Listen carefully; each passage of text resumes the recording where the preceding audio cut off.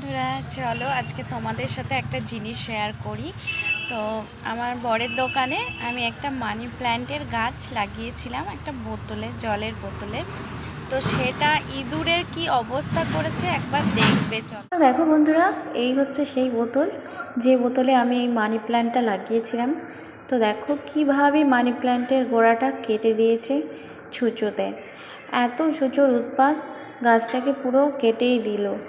আর এই গাছটা আমি না একজনের বাড়ি থেকে নিয়ে এসেছিলাম, যে একটা ছোট্ট একটা ডাল চেয়ে নিয়ে এসেছিলাম। সেই গাছটা কত বড় হয়েছিল, অথচ ইঁদুরে দেখো সব শেষ করে দিল। কি করা যায় বলো তো? তোমরা যদি জানো অবশ্যই আমাকে এর উপায় বলে দিও। আর দেখো গাছটা কি সুন্দর হয়েছিল। আমার না ভীষণ কষ্ট হচ্ছে গাছটাকে দেখে, যেহেতু নিজের হাতে লাগিয়েছি তো যত্ন করে, সেই জন্য আরও বেশি কষ্ট হচ্ছে। কি আর করা যাবে।